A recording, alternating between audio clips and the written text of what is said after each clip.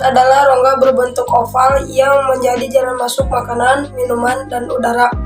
Dalam sistem pencernaan, mulut menjadi organ pertama yang memproses makanan sebelum diteruskan ke sistem pencernaan lain, seperti tenggorokan, kerongkongan, lambung, usus halus, usus besar, dan kemudian dikeluarkan melalui anus. Proses pencernaan dimulai di dalam mulut, tempat terjadinya pencernaan mekanik dan kimiawi. Gigi memotong makanan menjadi potongan-potongan kecil.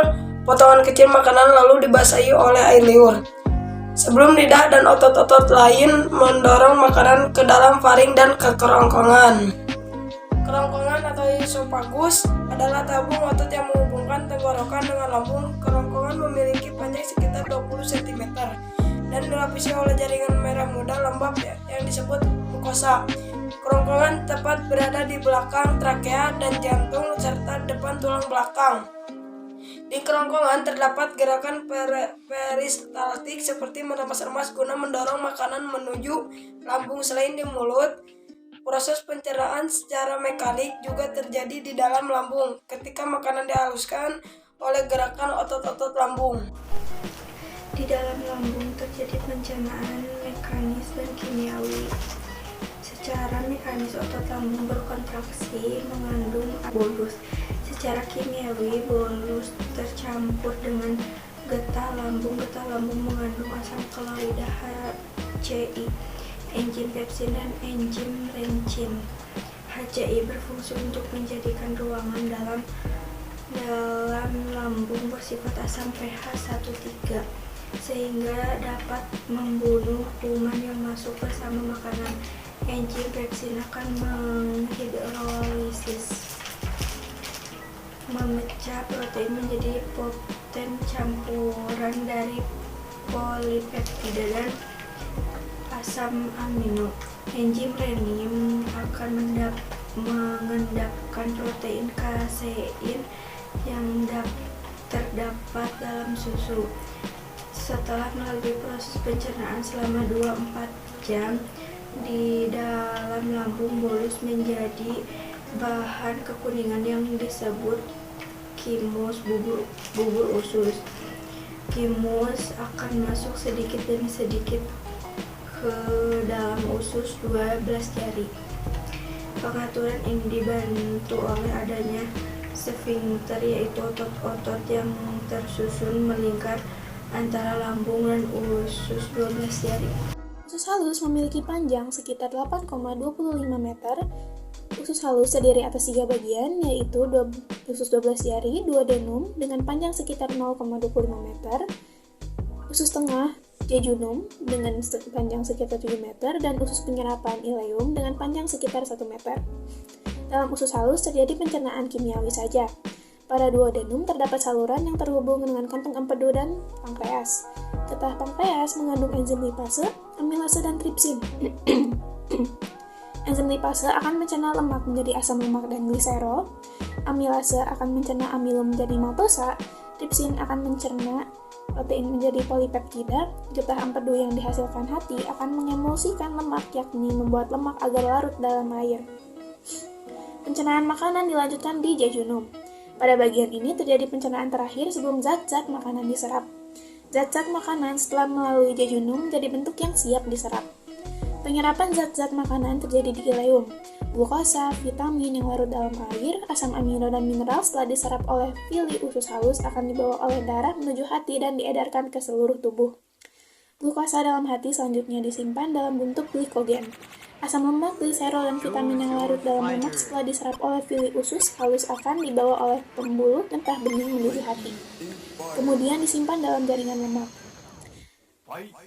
Usus besar atau kokon memiliki panjang 1 meter dan terdiri atas kolon atau naik dan kolon transpensium mendatar dan kolon descension menurun dan terakhir pada anus. Di antara usus besar dan usus besar terdapat usus buntu, sekum.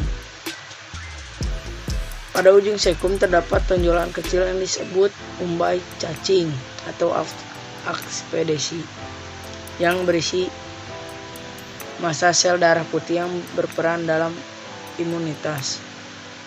Bahan makanan yang sampai pada usus besar dapat dikatakan sebagai zat-zat sisa. Zat-zat sisa berada dalam usus besar selama 1 atau 4 hari. Sisa tersebut terdiri atas sejumlah besar air.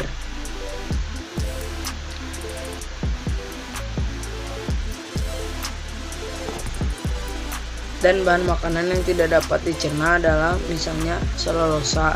Usus besar berfungsi mengatur kadar air pada sisa makanan. Bila kadar air pada sisa makanan terlalu banyak, maka dinding usus besar akan menyerap kelebihan air. Sebaliknya, bila sisa makanan kekurangan air, maka dinding usus besar akan mengeluarkan air dan mengirimnya ke sisa makanan. Di dalam usus besar terdapat banyak sekali bakteri Escherichia coli dan yang membantu membusukkan sisa-sisa makanan tersebut.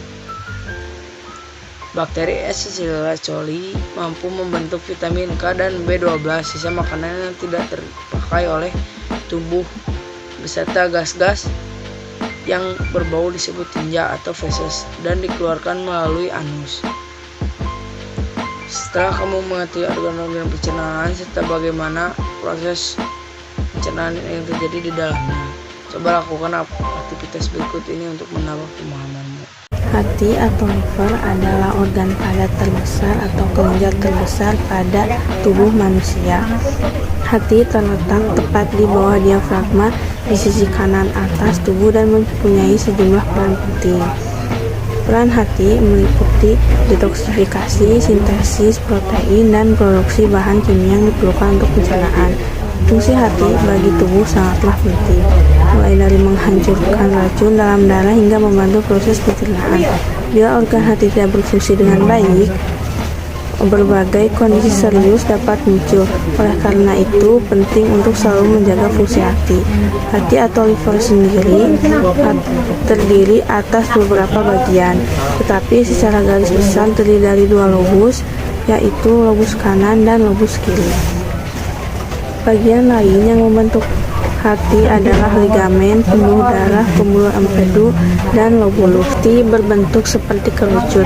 Hati merupakan organ berwarna coklat kemerahan gelap yang beratnya sekitar 3 kg.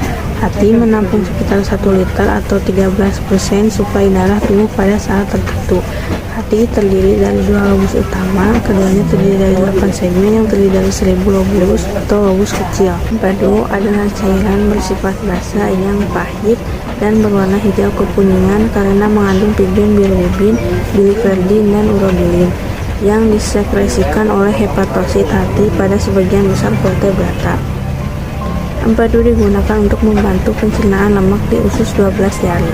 Selama kita makan, empedu dialirkan dari kantung empedu melalui saluran empedu dan menuju organ hati.